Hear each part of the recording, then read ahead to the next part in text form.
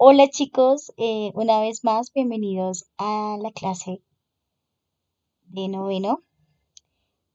Estamos viendo como tema general biología evolutiva y la enseñanza que vamos a ver el día de hoy son las evidencias de la evolución.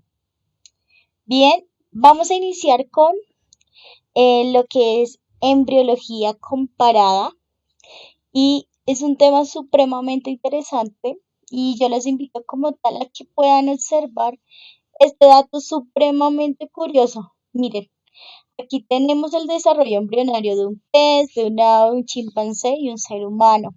Si nos damos cuenta en la primera etapa del desarrollo embrionario, vamos a tener una similitud entre lo que son los peces, las aves, los chimpancés y los humanos.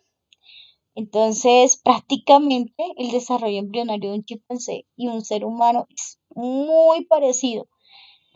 Después miramos que en otra parte, digamos, del proceso embrionario, aquí vemos ya que ya el pez cambió un poco la forma, pero todavía la forma del ave y la forma, digamos, la acá del chimpancé y del ser humano es muy todavía, tienden a parecerse mucho. Y ya como tal, hasta en cierta etapa ya vemos al pez un poco más formadito, ya vemos sus aletas como tal, ya vemos el característico pico de las aves, esta forma como tal que tienen ellos en su cabeza. Y acá como tal empezamos a establecer una diferencia muy marcada del desarrollo embrionario de los chimpancés y del ser humano. Y miramos como tal, una de las formas es la formación del cerebro como tal. Entonces podemos darnos cuenta que la embriología comparada nos muestra que en las etapas como tal del desarrollo embrionario de los seres vivos, sobre todo el de los vertebrados, son muy similares y que ya cuando va pasando las semanas ya se van estableciendo como tal los órganos. Bien, tenemos otra evidencia anatómica y vamos a mirar lo que son las estructuras análogas. Chicos, las estructuras análogas son aquellas que cumplen la misma función, pero tienen un origen evolutivo completamente distinto. Entonces, aquí vemos un ejemplo, las alas de los insectos y las alas de las aves. Como bien es muy cierto, tanto las alas van a cumplir la función en ambos de permitirles volar, pero obviamente los insectos y las aves tienen orígenes evolutivos completamente distintos. Ahora, si comparamos su anatomía, nos damos cuenta que las alas de los insectos no tienen plumas, no tienen huesos, no tienen tejido muscular y esas cosas. Entonces, por ende, tienen estructuras morfológicas completamente diferentes, aunque su funcionalidad es muy similar. ¿Listo? Entonces, eh, una vez vemos estructuras análogas, vemos también estructuras homólogas. Y las estructuras homólogas son aquellas estructuras que permiten como tal establecer cierto patrón dentro de los individuos que permiten como tal determinar que tienen un mismo origen evolutivo pero que cumplen funciones completamente distintas.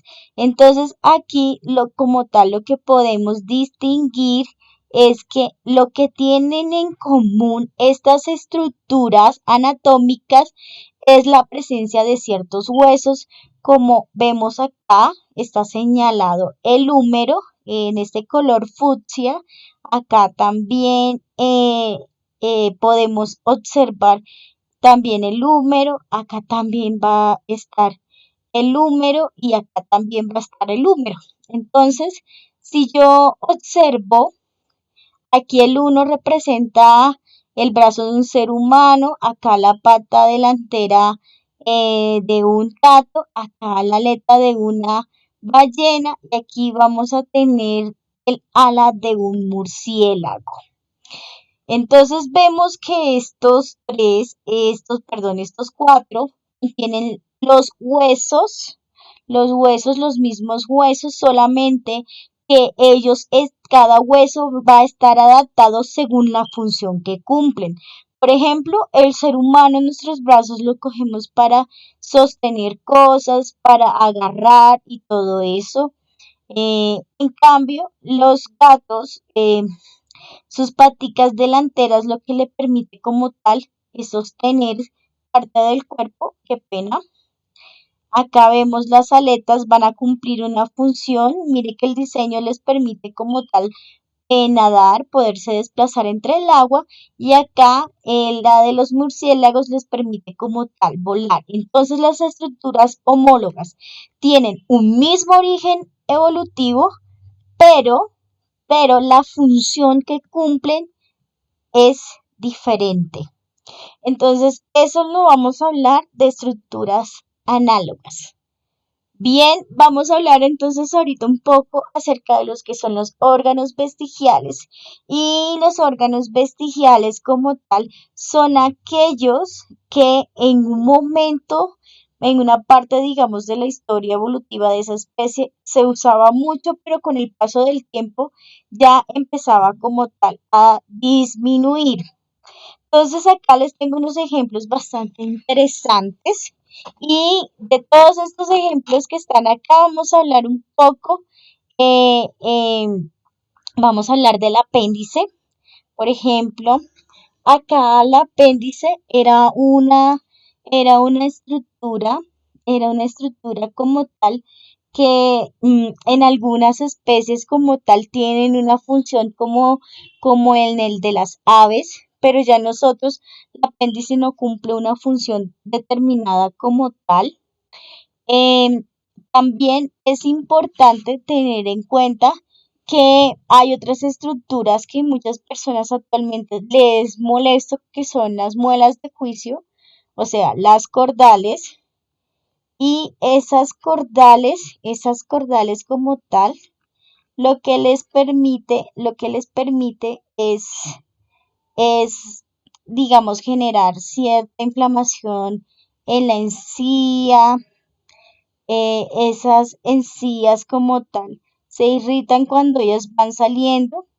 Entonces, lo más importante como tal es tener en cuenta que ellas como tal no cumplen una utilidad como tal específicas.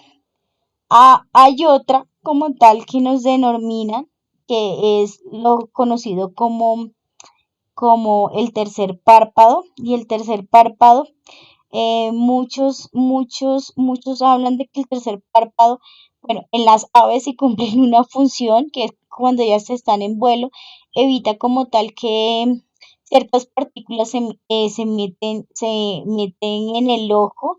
Ya nosotros como tal acá tenemos las estructuras, pero no cumple esa función que en las aves de vuelo sí cumple. Y por último, acá se nos está olvidando, tenemos el tubérculo de Darwin. Entonces eso es un pequeño como tal engrosamiento en una parte de la oreja y eso, digamos, ya en nosotros no cumplen ¿cómo es que tal? Ninguna función, pero obviamente en estos animales sí cumple una función como direccionarlas para saber de dónde proviene X sonido. Ahora, chicos, entonces también tenemos las evidencias moleculares y aquí miramos como el grado de parentesco que podemos tener con otras especies.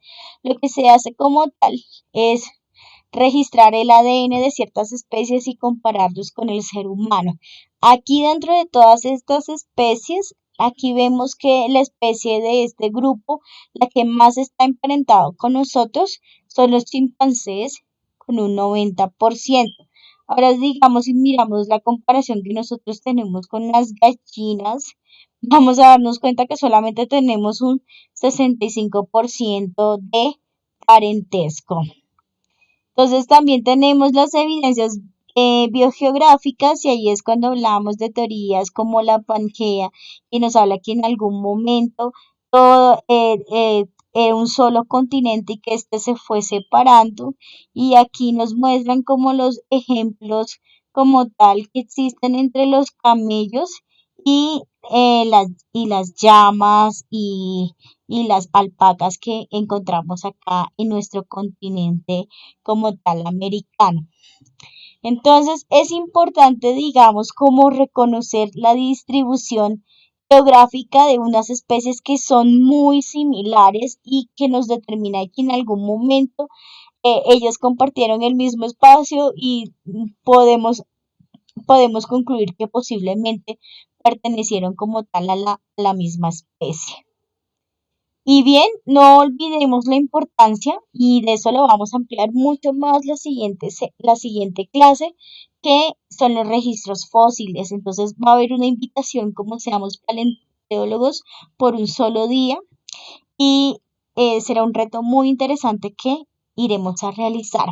Entonces no olvides realizar nuevamente las actividades de Aplica y subir las evidencias como tal a la plataforma de Edmodo para saber, digámoslo así, qué vas a pensar acerca, digamos, de la ley biogenética y quién la propuso.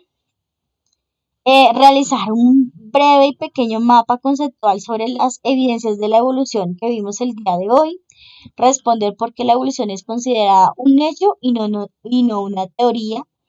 Y por qué los órganos homólogos son una evidencia de ancestro común y por qué los órganos análogos son una evidencia de evolución convergente. Entonces, chicos, si tienes alguna duda, deja tu comentario y con todo gusto la resolveremos. Un abrazo.